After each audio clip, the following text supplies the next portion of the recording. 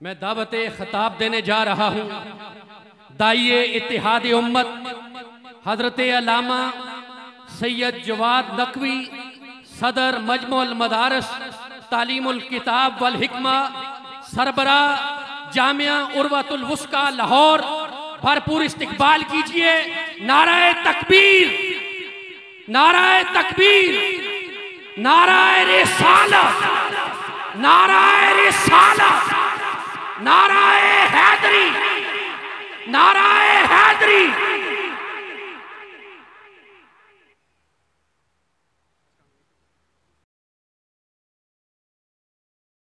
السلام علیکم ورحمۃ اللہ وبرکاتہ۔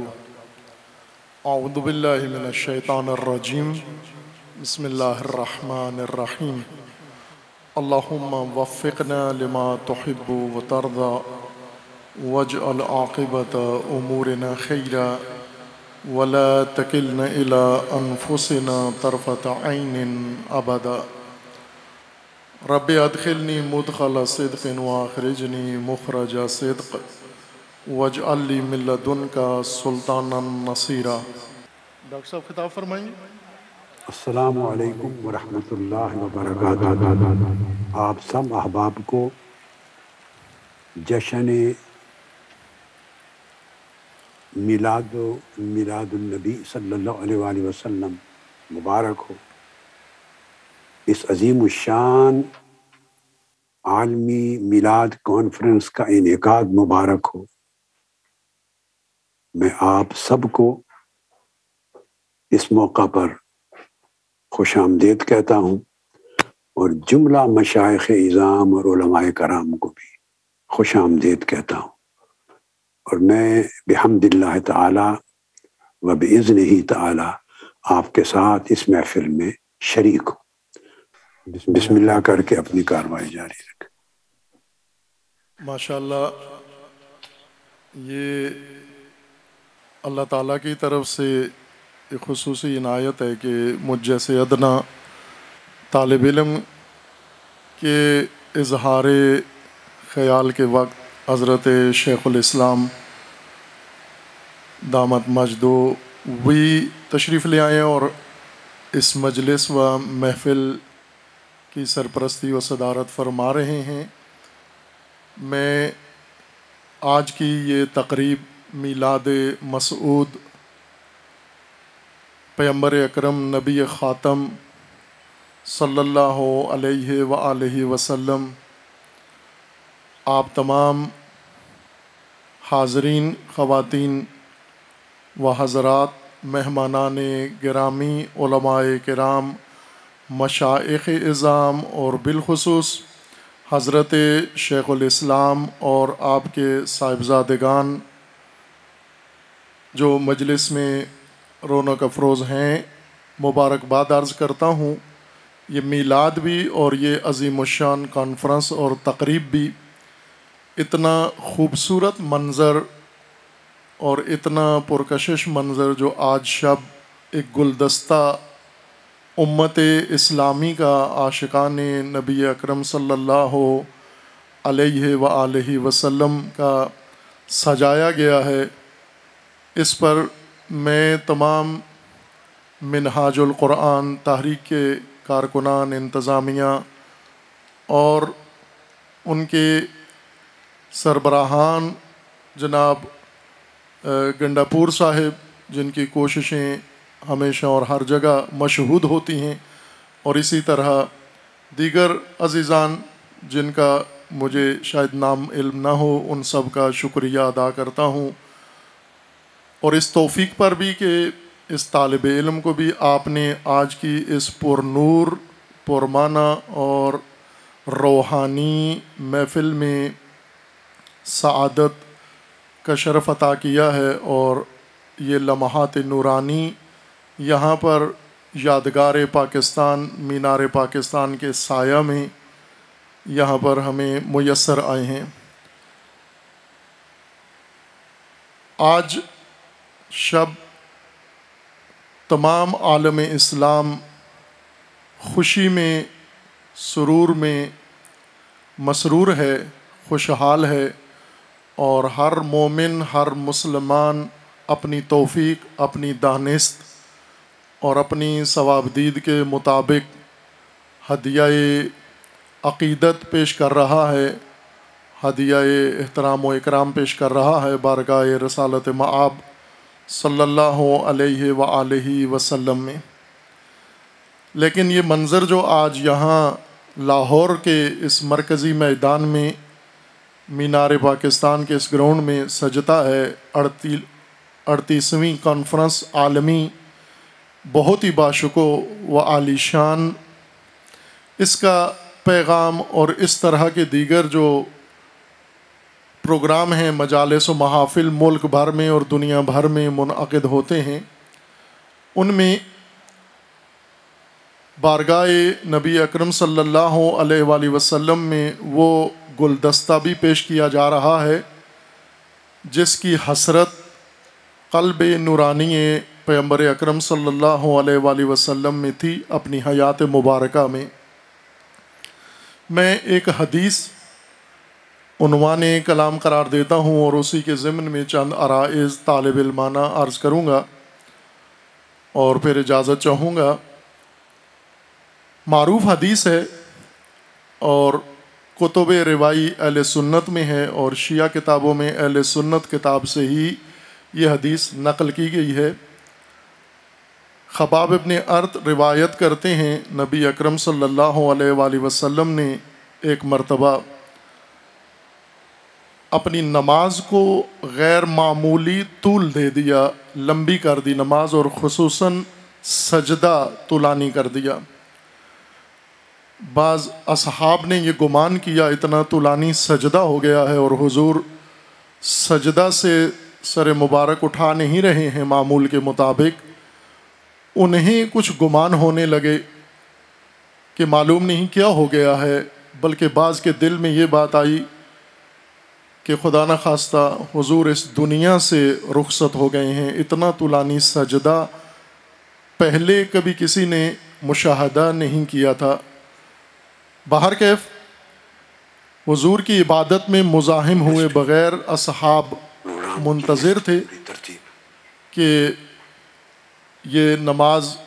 تکمیل ہو اور ہم اس کے بابت استفسار کریں، اور ایسا ہی ہوا۔ جب حضور نماز سے فارغ ہوئے تو اصحاب نے سوال کیا۔ یہ روایت جامع ترمذی میں ہے اور سنن نسائی میں ہے اور ان سے پھر آگے دیگر جوامع روائی میں بھی موجود ہے۔ حضور سے پوچھا گیا کہ آج آپ نے غیر معمولی عبادت انجام دی ہے اور سجدہ، طولانی ترین سجدہ انجام دیا ہے، سبب کیا تھا اس کا؟ حضور نے جواب میں فرمایا کہ صلاۃ رغب و رہب، یہ رغبت اور خوف کی نماز تھی جو آج میں نے پڑھی اور بجا لائی ہے۔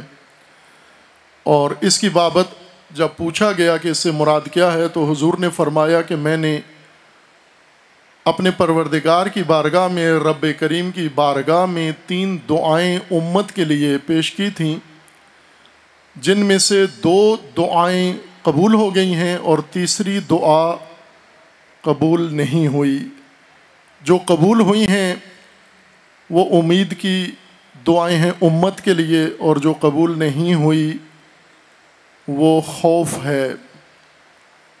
اور حضور نے بیان فرما دیا کہ میں نے جو 3 دعائیں اپنی امت کے لیے اللہ کی بارگاہ سے طلب کی تھیں، ان میں سے ایک دعا یہ تھی کہ پروردگار میری امت کو بھوک اور قحط کا سامنا نہ ہو، میری امت ان آفات میں مبتلا نہ ہو۔ اللہ کی طرف سے یہ دعا قبول ہو گئی کہ آپ کی امت اس آفت میں مبتلا نہیں کی جائے گی۔ یا بعض دونوں طرح سے مختلف عبارتیں یا الفاظ تھوڑے سے مختلف ہیں نقل روایت کے۔ دوسرے الفاظ یہ ہیں کہ حضور نے رب العزت کی بارگاہ میں یہ دعا فرمائی کہ پروردگارہ، جن اسباب سے اور جن ذریعوں سے سابقہ امتوں کو تو نے ختم کیا ہے، ہلاک کیا ہے، وہ اسباب اور وہ زوال میری امت پر نہ آئے۔ یہ دعا قبول ہو گئی اور اللہ تعالیٰ کی ذات نے رسول اللہ صلی اللہ علیہ وآلہ وسلم کو یہ بشارت دے دی کہ آپ کی امت کے ساتھ وہ سب کچھ نہیں ہوگا جو سابقہ امتوں کے ساتھ ہوا ہے۔ یہ حدیث روایت شناس علماء کے مطابق یہ صحیح ہے، بعضوں نے اس کو حسن کہا ہے، علامہ البانی نے بھی اس کی تصحیح فرمائی ہے، اس لیے روایت قابل اعتماد ہے ان لوگوں کے نزدیک جو ان علماء مشائخ پر اعتماد کرتے ہیں، علماء حدیث پر۔ دوسری دعا حضرت نے رب العزت کی بارگاہ میں امت ہی کے متعلق یہ پیش کی کہ پروردگارہ میری امت پر دشمن غلبہ نہ پا سکیں، یہ دشمنوں کے سامنے مغلوب نہ ہو، دشمنوں کے سامنے ذلیل نہ ہو، حقیر نہ ہو، اس کی تحقیر نہ ہو، یہ حالت میری امت کو پیش نہ آئے۔ حضور فرماتے ہیں کہ یہ دعا بھی میرے پروردگار نے قبول فرما لی امت محمدی صلی اللہ علیہ وآلہ وسلم کے لیے۔ اور تیسری دعا حضور فرماتے ہیں میں نے اپنے پروردگار کریم کی بارگاہ میں پیش کی جو قبول نہیں ہوئی، یا کہیں مشروط کر دی گئی، اس طرح شاید تعبیر ٹھیک نہ ہو، ہر چند روایت کے الفاظ یہی ہیں قبول نہیں ہوئی، لیکن جو تشریح کی گئی ہے روایت کی اس کے مطابق یعنی مشروط کر دی گئی، معلق کر دی گئی۔ اور وہ دعا یہ تھی کہ پروردگار میری امت پر ایک اور احسان فرما کہ میری امت میں سے کوئی دھڑا، کوئی طبقہ اور افراد آپس میں ایک دوسرے کو نقصان نہ پہنچائیں، ایک دوسرے پر حملے نہ کریں، ایک دوسرے کو ضرر نہ پہنچائیں، ایک دوسرے کو نقصان نہ پہنچائیں۔ جب یہ دعا میں نے اپنے رب کی بارگاہ میں پیش کی تو رب کی طرف سے، پروردگار کی طرف سے جواب آیا کہ ایسے نہیں ہوگا، بلکہ یہ آپ کی امت کے اپنے کارکردگی پر موقوف ہوگا۔ اب اس کے آگے علماء نے اس روایت کی تشریح میں بہت کچھ کہا ہے، آپ اہل علم ہیں، اہل مطالعہ ہیں اور سنتے ہیں الحمدللہ۔ جو تحریک منہاج سے وابستہ ہیں عزیزان، سال بھر جناب شیخ الاسلام کی کلاس میں، ان کے دروس میں جو سارا سال سلسلہ جاری رہتا ہے، اور ان کی 10-20 کتابیں جو بلکہ سینکڑوں کی تعداد میں پہنچ گئی ہیں امت کی ہدایت کے لیے، اور خصوصاً ان آخری ایام میں آج بھی چند نسخے میں نے مشاہدہ کیے ہیں، اور انشاءاللہ آج مجھے معلوم نہیں، اعلان ہوا ہے کہ خوشخبری دینے والے ہیں، لیکن میرا اپنا گمان ہے کہ اسی حدیث کی تحقیق کے متعلق ہی انشاءاللہ آپ کو اور پوری قوم کو کوئی خوشخبری بیان فرمائیں گے۔ میرا اپنا طالب علمانہ گمان ہے، طالب علموں کے ذہن میں کچھ چیزیں آ جاتی ہیں طالب علمانہ، آپ معلوم نہیں کیا توقع کر رہے ہیں، وہ خود بیان فرمائیں گے۔ حدیث کے متعلق تشریح سنتے رہتے ہیں آپ عزیزان۔ یہ تنہا کھٹکا ہے حضور کا کہ میری امت آپس میں نہ لڑ پڑے، آپس میں تقسیم نہ ہو جائے، ایک دوسرے کے مقابلے میں نہ آ جائے، ایک دوسرے کو نقصان نہ پہنچائے۔ یہ حضور کے لیے شدید صدمہ ہے۔ اپنے رب سے خصوصیت کے ساتھ یہ 3 عذاب اللہ کی بارگاہ میں دعا کی کہ یہ 3 عذاب میری امت پر نازل نہ ہوں، دشمنوں غیروں کے حملہ میں شکار نہ ہوں، اور قحط و خشک سالی اور اس طرح کی بھوک پیاس ان کو آڑے نہ آئے، یا دیگر سابقہ امتوں کا زوال ان پر نہ آئے، اور آپس کی دشمنی ان کے اندر پیدا نہ ہو۔ یہ چیز حضور کو سخت تکلیف دیتی ہے۔ ایام میلاد ہیں، میں ہر سال جب توفیق نصیب ہوتی ہے محافل و مجالس سے پربرکت و پرفیض میلاد کی محافل میں، تو میں مومنین کو یہ عرض کرتا ہوں کہ ہم اپنی خوشی کے لیے تو بہت کچھ کر لیتے ہیں، انتظام کرتے ہیں، چراغاں کرتے ہیں، محفل سجاتے ہیں، اور سب سے عالی شان یہ مجلس جو مجھے یقین ہے کہ پاکستان میں کم از کم اس کی نظیر اور مثال اور موجود نہیں ہے اور جو سالوں سے انجام پا رہی ہے، لگ بھگ 40 سال ہونے کو ہے، اور ہر روز پہلے سے زیادہ باشکوہ ہوتی جا رہی ہے الحمدللہ۔ اور ہماری دعا ہے کہ اللہ تعالیٰ اس گلستان کو آباد رکھے انشاءاللہ، اور قیامت تک اسی طرح یہ سلسلہ امت محمدی کا، یہ نورانی محفل جناب شیخ الاسلام کی سرپرستی میں اور صدارت میں جاری رہے انشاءاللہ۔ عزیزان، ہم اپنی خوشی کے لیے میلاد کی محافل میں بہت کچھ کرتے ہیں اور خوش بھی ہوتے ہیں۔ کچھ لوگ اپنے بیانات سے ہمیں مسرور کر دیتے ہیں، جیسے ابھی آپ نے سنا نعت اور منقبت پیش کی گئی، ہم سب خوش ہوئے، اظہارات کیے گئے، تقاریر ہوئیں، اور اس کے بعد علماء کرام آئیں گے اور خطباء آئیں گے اور بزرگان آئیں گے انشاءاللہ اپنے فیوضات علمی سے ہم سب کو مستفید فرمائیں گے، اور ہم سب انشاءاللہ آج رات فیضیاب ہوں گے ان کے کلام سے، اور آخر میں جناب شیخ الاسلام اپنے افادات فرمائیں گے اور ہم سب فیضیاب ہوں گے۔ اور ہم یقیناً آج شب کوئی محروم نہیں جائے گا، جہاں جہاں پوری دنیا میں انسان آج کی شب امید لگا کے بیٹھے ہیں، اور خصوصاً جو محافل و مجالس میں ہیں، یقیناً اللہ کی بارگاہ میں امید رکھتے ہیں اور محروم نہیں ہوں گے رحمت للعالمین کے صدقے۔ لیکن عزیزان، ہمیں آج شب اس ہستی کا بھی خیال رکھنا ہے کہ وہ بھی آج شب ہم سے مسرور ہو جائیں، خوشحال ہو جائیں، حضور آج راضی ہو جائیں۔ اور یہ یقین ایمان ہے ہمارا، سب مسلمانوں کا ایمان ہے، اس میں کسی فرقے کی کوئی تخصیص نہیں ہے، کہ جس سے اللہ کے حبیب راضی ہو گئے اللہ یقیناً اس سے راضی ہے، اور جس سے اللہ راضی ہے امام حسین علیہ السلام سبت اصغر نبی اکرم کے فرماتے ہیں سید شباب اہل الجنہ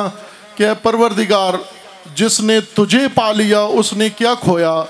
اور جس نے تجھے کھو دیا اس نے کیا پایا۔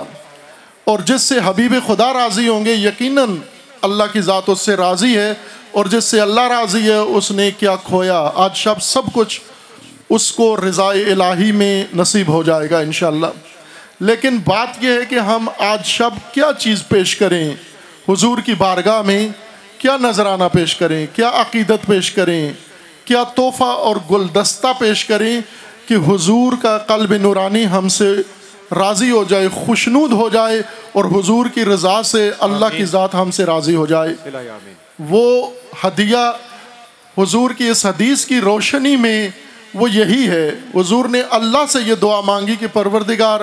میری امت آپس میں نہ لڑے، میری امت آپس میں ایک دوسرے کی دشمن نہ ہو، میری امت آپس میں ایک دوسرے پر حملہ ور نہ ہو، ایک دوسرے کی عزت، ایک دوسرے کی جان، ایک دوسرے کی ناموس، ایک دوسرے کی حیثیت کو یہ خود نقصان نہ پہنچائیں، ٹھیس نہ پہنچائیں۔ یہ حضور کی وہ آرزو تھی جو اللہ کی بارگاہ میں پیش کی۔ تو جب اللہ سے حضور یہ طلب کرتے ہیں تو امت سے یقیناً یہ توقع رکھتے ہیں کہ آپ نے اگر اپنے نبی کو خوش کرنا ہے، اپنے نبی کو راضی کرنا ہے، اور نبی کی رضا میں اللہ کی رضا حاصل کرنی ہے، تو یہ اس کا خود طریقہ رسول اللہ نے بیان فرما دیا ہے کہ آپس کی قدورتیں ختم کر دو، آپس کے جھگڑے ختم کر دو، آپس کی دشمنیاں ختم کر دو، آپس کے الجھو ختم کر دو۔ عزیزان، ہم باور کریں، یقین کریں حضور کے اس فرمان پر، اور جو کچھ حضور سے ہم نے سنا ہے اس کو، اور خصوصاً اس حدیث نورانی کو جو آپ کی خدمت میں عرض کی ہے، اسے اپنی زندگی کا سرنامہ قرار دیں، اسے اپنی زندگی کا منشور قرار دیں، اور کوشش کریں کہ کم از کم ہماری زبان سے اور ہمارے ذریعے سے کسی مسلمان کو کوئی تکلیف نہ پہنچے۔ ابھی پہنچ رہی ہے اور شدید پہنچ رہی ہے۔ اس وقت عالم اسلام مکمل اور خصوصاً پاکستان کے اندر عزیزان ایک دوسرے کو ہی تکلیف پہنچا رہے ہیں، دشمن کو موقع بھی نہیں دیتے کہ مسلمانوں کو کوئی تکلیف پہنچائے، اس لیے کہ ہم خود ایک دوسرے کے لیے بے قدر کافی تکلیف کا ذریعہ بنے ہوئے ہیں۔ آج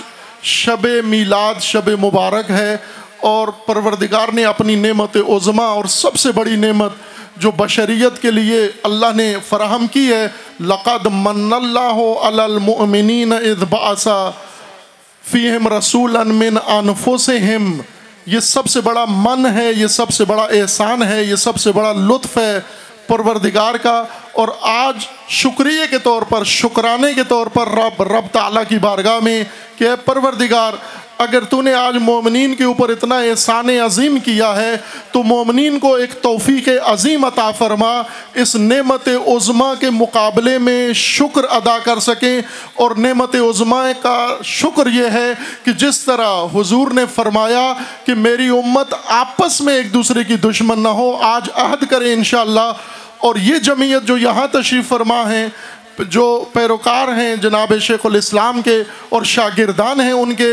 ان کا سینہ کھلا ہے الحمدللہ ساری امت کے لیے۔ لیکن آج دعا کریں گے آپ سب مل کر کہ خداوند تبارک و تعالی پاکستان بھر میں تمام مسالک، تمام علماء، تمام جمعیتوں کو، تمام مسلمانوں کو اللہ تعالیٰ یہ توفیق عطا فرمائے کہ ایک دوسرے کی مخالفت ترک کریں، ایک دوسرے کی دشمنی چھوڑ دیں، اور رسول اللہ کے قلب نورانی کو رنجیدہ نہ کریں، رسول اللہ کو ناراض نہ کریں۔ یہ آج شب کا عہد ہے، اور یہ ایام جو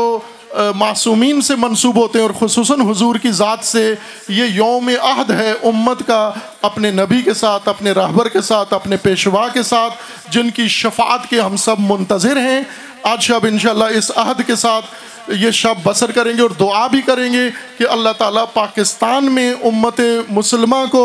محبت، اخوت اور الفت عطا فرمائے انشاءاللہ۔ آمین اللہم آمین۔ ہم جامعہ عروۃ الوثقیٰ سے 12 ربیع الاول کو، میں چونکہ ڈاکٹر صاحب جناب حسن محی الدین صاحب کی خدمت میں یہ نکتہ عرض کیا تھا کہ مجھے اجازت دیں، چونکہ صبح ہم نے ریلی نکالنی ہے 12 ربیع الاول کے مناسبت سے، اور شیعہ مکتب فکر سے اہل بیت علیہ السلام کے پیروکاروں میں جو 17 ربیع الاول کو عموماً میلاد سیلیبریٹ کرتے ہیں، لیکن عروۃ الوثقیٰ تمام امت کے ساتھ مل کر اتحاد و وحدت کے لیے 12 ربیع الاول کو دیگر مسلمانوں کی طرح وہ بھی جلوس نکالتے ہیں، اور بہت منظم جلوس ہوتا ہے جو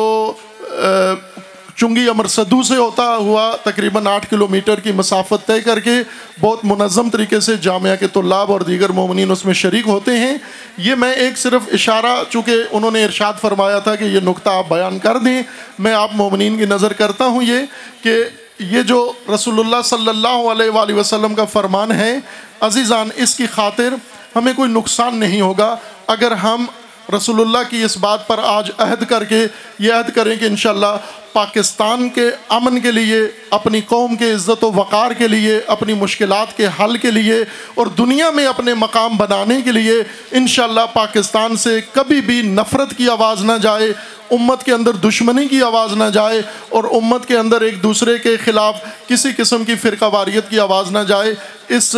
دعا کے ساتھ کہ اللہ تعالیٰ آج شب انشاءاللہ اپنے حبیب کے صدقے اس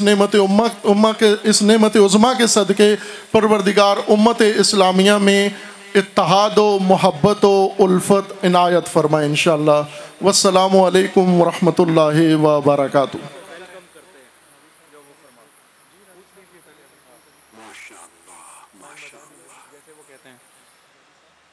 حاضرین مکرم، خوبصورت پیغام نشر کر رہے تھے بانی و سرپرست جامعہ عروۃ الوثقیٰ، بانی و سرپرست جامعہ عروۃ الوثقیٰ لاہور جناب علامہ سید جواد حیدر نقوی صاحب۔ میں شعر کی زبان میں آپ کے پیغام کا مفہوم یہ سمجھا ہوں، رشتہ دیوار و در تیرا بھی ہے میرا بھی ہے، رشتہ دیوار و در تیرا بھی ہے میرا بھی ہے، مت جلا اس کو یہ گھر تیرا بھی ہے میرا بھی ہے، مت جلا اس کو یہ گھر تیرا بھی ہے میرا بھی ہے، کیوں لڑیں آپس میں ہم ایک ایک سنگ میل پر، کیوں لڑیں آپس میں ہم ایک ایک سنگ میل پر، اس میں نقصان سفر تیرا بھی ہے میرا بھی ہے، رشتہ دیوار و در تیرا بھی ہے میرا بھی ہے، مت جلا اس کو یہ گھر تیرا بھی ہے میرا بھی ہے۔